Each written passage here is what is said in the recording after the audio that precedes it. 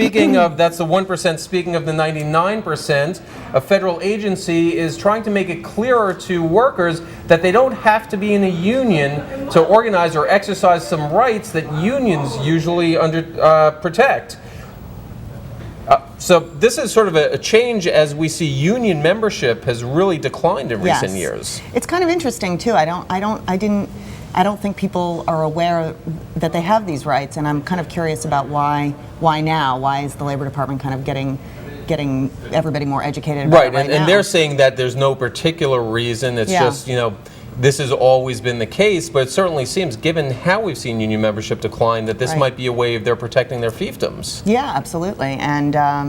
And you've also seen sort of companies and American corporations, trying to increase productivity. It might be a way to sort of try to reset some of the workers' rights and things like that may be kind of disappearing. Well, let's go to Melanie Trotman in Washington for more on this. Melanie, what kind of reception is this initiative getting?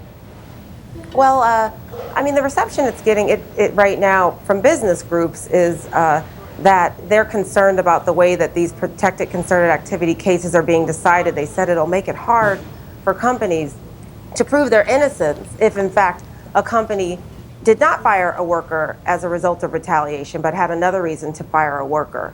Right now, the NLRB is just sort of ramping up this effort, so we really haven't seen a full-on reaction of it yet.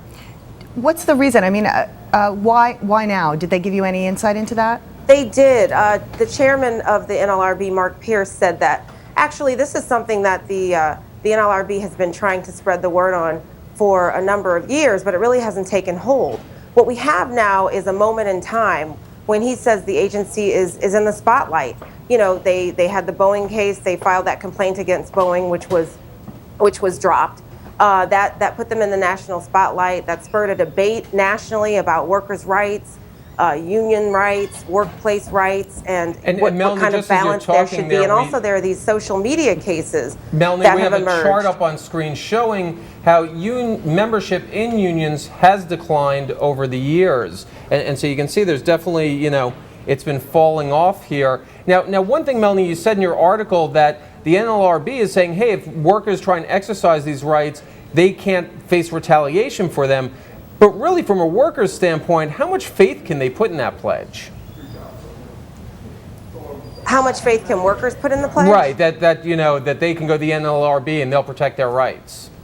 Well, the workers can file the charge, and the NLRB does have an obligation to review the charge. One thing is that it can take some time to get those charges through the system. And of course, if a worker feels that they were fired unlawfully, in the meantime, while they're trying to fight back, they don't have a job, and they're not getting paid unless they find another job. So it certainly can take some time to be put through the NLRB. But in general, the NLRB seems to, at least under this administration, be upholding the rights of these workers and siding with the workers in many cases that the workers take to the agency. So I actually think the workers seem to have a pretty good shot. Melanie, thank you very much for that.